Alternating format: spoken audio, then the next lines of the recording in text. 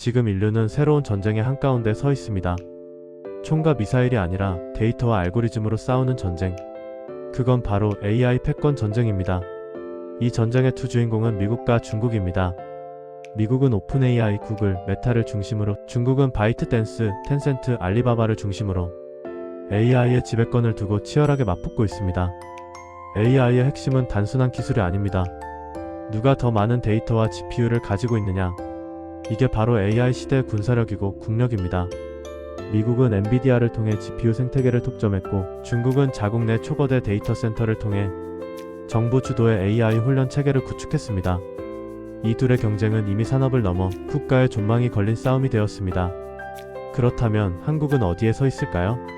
냉정하게 말해 한국은 GPU 확보량에서도 데이터 보유량에서도 두 나라에 비해 절대적으로 열세입니다. 하지만 한국에는 미국과 중국이 절대로 가질 수 없는 유일한 무기 하나가 있습니다. 그건 바로 한글입니다. AI가 인간의 언어를 이해하려면 방대한 데이터 그리고 복잡한 문법 구조를 학습해야 합니다. 그런데 영어처럼 전 세계가 쓰는 언어는 너무나 방대하고 문맥이 불규칙하며 문화적 해석의 차이가 너무 큽니다. 반면 한글은 하나의 언어, 하나의 민족, 하나의 문화 위에서 발전했습니다.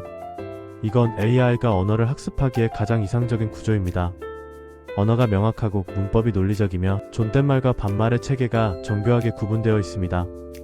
AI에게 한글을 가르친다는 건 단순히 한국어를 배우게 하는 게 아니라 관계의 언어를 학습시키는 것입니다. 이건 세계 어떤 언어도 대체할 수 없는 한국만의 자산입니다. 그런데 바로 이 존댓말 체계가 AI에게는 지옥 같은 난이도입니다.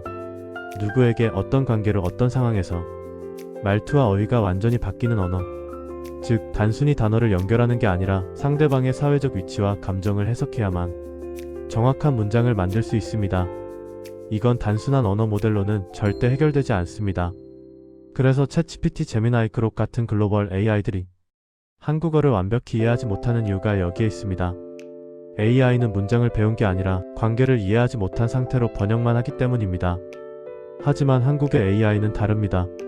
한국의 AI는 한국식 사고방식, 즉 맥락과 뉘앙스를 중심으로 학습됩니다.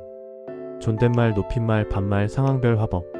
이건 단순한 문법이 아니라 인간관계와 감정의 데이터입니다.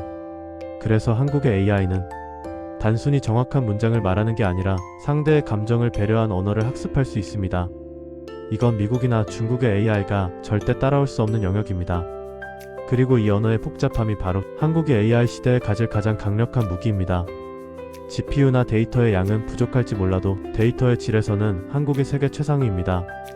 한국어 데이터는 체계적이고 정제되어 있으며 하나의 민족이 사용하는 언어답게 문화적 일관성이 뛰어납니다.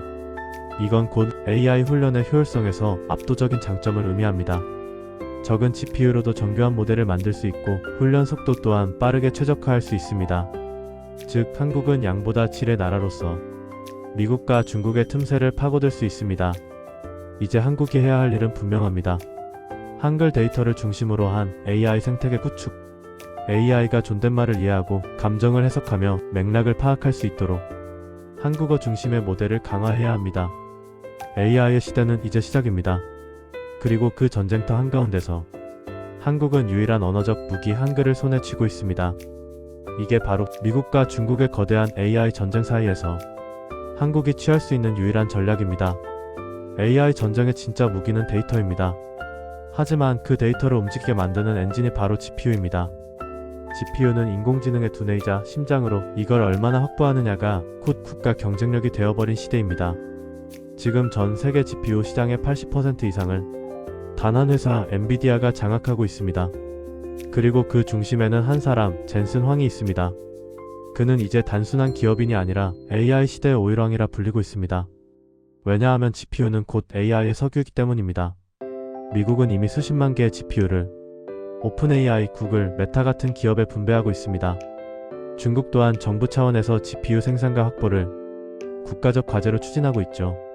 이건 단순한 기술 경쟁이 아니라 국가의 존망이 걸린 자원 전쟁입니다. 그럼 한국은 어떤 상황일까요? 최근 한국 정부와 주요 기업들이 협력하여 GPU 26만 장 확보 계획을 발표했습니다. 이는 분명히 의미 있는 시작입니다. 하지만 냉정히 말하면 미국이나 중국이 보유한 GPU 규모와 비교하면 아직 준비 단계 수준에 불과합니다. 그렇다면 한국은 어떻게 싸워야 할까요? 정면 승부는 불가능합니다. GPU 수량에서 미국이나 중국을 따라잡는 건 물리적으로 불가능합니다. 하지만 전략적 효율성에서는 충분히 앞설 수 있습니다. 그 핵심은 언어 기반의 데이터 효율화입니다. 한국은 이미 한글이라는 완성된 언어 체계를 갖고 있습니다. 이는 언어 모델 훈련 시 불필요한 변수를 줄여주고 맥락 중심의 AI 학습에 최적화된 구조를 제공합니다. 즉, CPU의 양보다 GPU의 질을 높이는 전략이 필요한 시점입니다. 예를 들어 한국형 AI 모델이 한글을 중심으로 감정, 존댓말, 어순, 사회적 관계까지 모두 맥락적으로 이해할 수 있다면 이건 단순히 번역이나 대화 AI 수준이 아니라 인간적인 사고를 흉내내는 AI가 됩니다.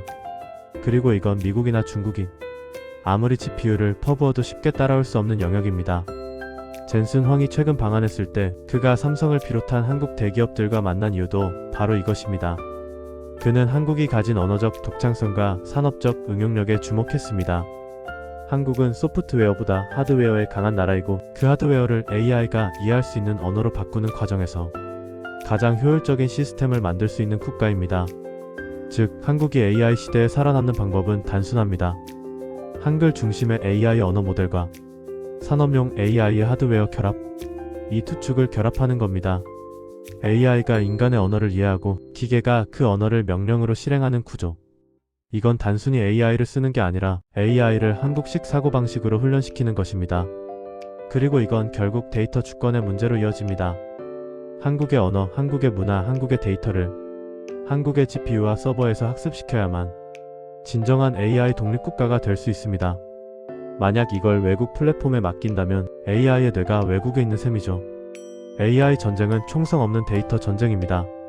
지금 우리가 모으고 있는 모든 언어, 영상, 행동 패턴이 AI의 두뇌를 구성하는 재료가 되고 있습니다. 이걸 누가 먼저 그리고 얼마나 체계적으로 축적하느냐에 따라 미래의 경제 구조 전체가 바뀌게 됩니다. 한국이 해야 할 일은 단 하나, 데이터의 질을 높이고 한글의 힘을 극대화하는 것. 그리고 GPU가 부족하다면 그만큼 효율적인 학습 구조로 보완하는 겁니다. AI는 결국 사람처럼 생각하는 기술입니다. 그렇다면 사람을 가장 섬세하게 표현할 수 있는 언어, 즉 한글이 중심이 되어야 합니다. 미국과 중국의 거대한 AI 전쟁 속에서도 한국이 절대 무너지지 않을 이유는 바로 여기에 있습니다. AI의 시대, 결국 이 전쟁은 누가 인간을 더 잘 이해하는가의 싸움입니다. 인간을 가장 인간답게 표현할 수 있는 언어, 그건 바로 한글입니다. AI의 눈이 세계를 보고 AI의 손이 세상을 바꿀 때 그 AI의 언어가 한글이라면 한국은 결코 뒤처지지 않습니다. AI 시대의 새로운 문명 속에서 한국이 스스로의 언어로 길을 만들어갈 때 비로소 우리는 미국과 중국의 거대한 그늘을 넘어설 수 있을 것입니다. 이 영상이 유익하셨다면 좋아요와 구독 그리고 알림 설정으로 다음 이야기에서도 함께 해주시기 바랍니다.